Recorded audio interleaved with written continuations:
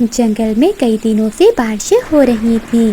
पूरे जंगल में बारिश के कारण पानी ही पानी था। पक्षियों को भोजन बहुत मुश्किल से मिल रहा था, लेकिन वो पक्षी जिनके पास बारिश के लिए जमा किया हुआ दाना था, वो आराम से अपने घर में बैठे हुए थे। जैसे कबूतर और कबूतरी अपने घर में बैठे खिड़की से बारिश देख रहे थे, और जैसे मानो चिड़िया जो अपने दो बच्चों के साथ अपने घर में बैठी बारिश के मजे ले रही थी।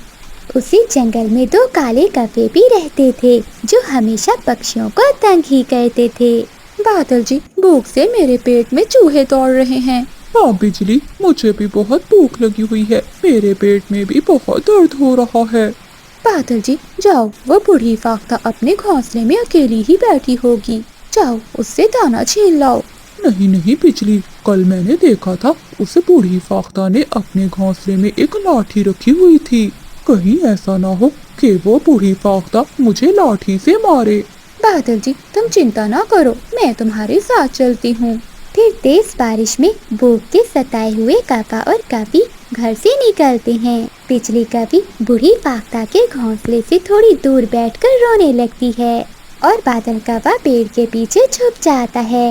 मैं मर गई, बचाओ। हमें मेहनत करने की कोई जरूरत नहीं है, हमें तो बैठे बिठाए चोरी का दाना मिल जाता है। हो हो। बादल जी, सुबह का नाश्ता तो हो गया, अब हम रात का खाना भी किसी न किसी पक्षी के घर से ही चोरी करके खाएंगे। नाश्ता करने के बाद वो पति पत्नी मजे से अपने अपने घोंसलों में सो जाते हैं। मम्मा, ये बारिश कब रुकेगी? मीना बेटी, बरसात का मौसम है, इन दिनों की बारिशें कई दिनों तक चलती हैं, लेकिन हमें कोई चिंता नहीं, क्योंकि हमारे पास कई दिनों का दाना जमा है। मामा, लेकिन मैं सोच रहा हूँ कि जिन पक्षियों के घर में दाना नहीं है, वो क्या कर रहे होंगे। हाँ मेरे बेटे, आप ठीक कह रहे हो। आप छाता ले जाओ और दाना भी, और अपनी बहना को साथ लेकर जाओ। जिस पक्षी के घर में दाना ना हुआ उसे दे आना। फिर वो बहन भाई अपने घर से निकलते हैं। वो सबसे पहले चीकू तोते के घर जाते हैं। अंकल, आपके पास दाना है? हाँ मीना बेटी, हमारे पास दाना है। तुम ऐसा करो, बूढ़ी फाख्ता को दे आओ, वो भूखी है। फिर वो दोनों बहन भाई उड़ते हैं। फिर मीना और उसका भाई आगे जाते हैं और वो बुलबुल को दाना देते हैं। बच्चों, मेरे पास कल तक तो दाना था, लेकिन आज खत्म हो गया था। मेरे बच्चे भी भूखे थे। देखो, ऊपर वाले ने आपको मेरे पास भेज दिया। बुलबुल आंटी, आज आप ये सब दाना खा लें, फिर सुबह हम आपको और दाना दे जाएंगे। ठीक है बच्चों, अब तुम घर चले जाओ, बारिश तेज हो रही है। फिर वो दोनों बहन भाई अपने घर लौट जाते हैं। बादल जी, शाम हो गई है, फिर से पेट में चूहे दौड़ने लगे हैं। बादल, उस मोटी चोंच वाले के घर में जरूर दाना होगा। बादल कौवा खिड़की से तोते और तोती को चिड़िया के घर की ओर जाता देख लेता है। हो गए तोता और तोती, वो तो चिड़िया के घर की ओर जा रहे हैं। चलो बिजली, जल्दी से उनके घर से दाना चुरा लेते हैं। फिर वो पति पत्नी तोते के घर से दाना चुराने चले जाते हैं। चिड़िया बहन, कुछ सूखी लकड़ियाँ तो देना, मैं कब से आग जला रहा हूँ, लेकिन आग नहीं जल रही। हाँ चीकू भैया, लकड़ियाँ गीली होंगी, आप ये सूखी लकड़ियाँ ले जाएं। फिर वो पति पत्नी चिड़िया से सूखी लकड़ियाँ लेकर वापस जाते हैं। वो पति पत्नी अभी अपने घर के बाहर पहुँचे ही थे कि बादल कौवा दाना लेकर बाहर से जा रहा था। तोता जल्दी से लाठी उठा लेता है। बादल तोते को देखकर वापस घर के अंदर चला जाता है। बादल जी, क्या हुआ, तुम वापस क्यों आ गए? पहले तुम जाओ। बिजली कौवी जैसे ही तोते का दाना चुराकर घर से बाहर निकलती है, तो सामने से तोता और तोती बिजली कौवी की खूब पिटाई करते हैं। बादल कौवा मौका पाकर वहाँ से भाग जाता है। बादल जी, मुझे यूं छोड़कर मत जाओ, मुझे बचाओ। बादल को तो मैं बाद में देख लूँगा, पहले तो मैं तुझे पेट भर कर दाना तो खिला दूँ। वह पति पत्नी बिजली कौवी की खूब पिटाई करते हैं। बहुत मुश्किल से बिजली कौवी अपनी जान बचाकर भागती है। जब बिजली कौवी घर जाती है, तो बादल कौवा बिजली को देखकर अलमारी के पीछे छुप जाता है, क्योंकि बादल कौवे को मालूम था कि अब वो बिजली कौवी से बच नहीं पाएगा। कहाँ हो बादल के बच्चे, सामने आओ, आज तो मैं तुम्हें नहीं छोड़ूंगी। कबूतर यार जल्दी करो, बादल का वह इंतजार कर रहा होगा। हाँ हाँ चलते हैं, वरना बादल तो हमारी जान ही ले लेगा। तभी मानो चिड़िया भी वहाँ आ जाती है। क्यों नहीं कबूतर भैया, हमारे बादल भैया की शादी जो है और आज उनकी हल्दी है, अगर जरा भी देर हुई तो वो हम पर बरस पड़ेंगे, इसलिए चलो जल्दी चलें। पूरे जंगल के पक्षी बादल कव्वे की हल्दी पर जाते हैं और उसे हल्दी लगाते हैं। ये सब तो ठीक है, लेकिन मैं आप सबसे बहुत नाराज हूँ। इतनी मुश्किल से तो मुझे दुल्हन मिल रही है और आप सब इतनी देर से आ रहे हो।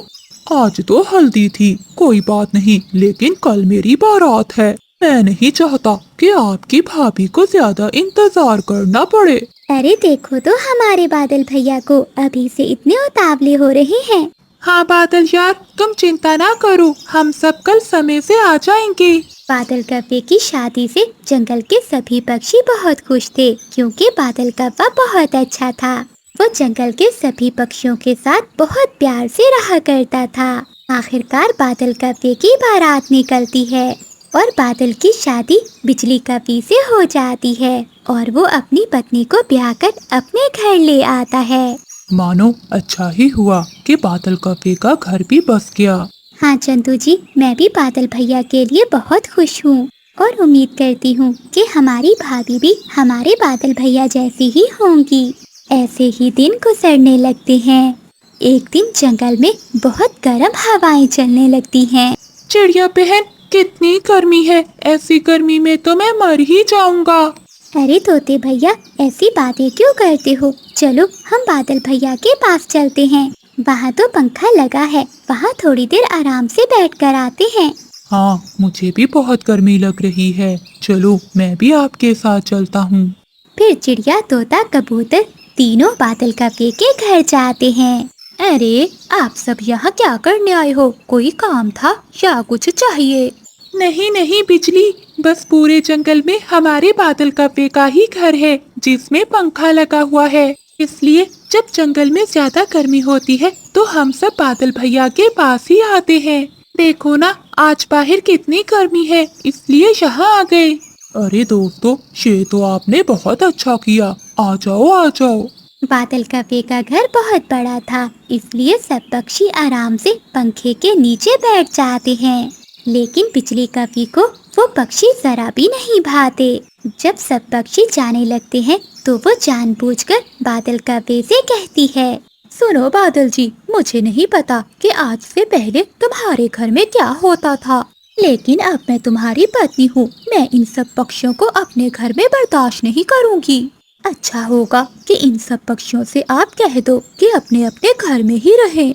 अरे ऐसा क्यों कह रही हो बिजली, ये सब तो मेरे दोस्त हैं और याद रखो कि मुसीबत में दोस्त ही काम आते हैं। ये सब मैं नहीं जानती, लेकिन आज के बाद ये पक्षी मुझे यहाँ नजर नहीं आने चाहिए।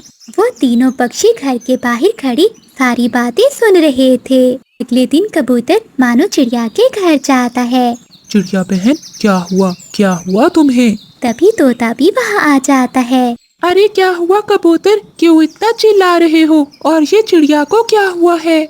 चीकू जल्दी से जाओ और उल्लू वैद जी को बुला कर लाओ। फिर चीकू तोता जाता है और उल्लू वैद जी को लेकर आता है। चिंता की कोई बात नहीं है, बल्कि खुशखबरी है, चिड़िया माँ बनने वाली है। चंदू चिड़ा कहाँ है? वो तो काम के लिए बाहर गया हुआ है।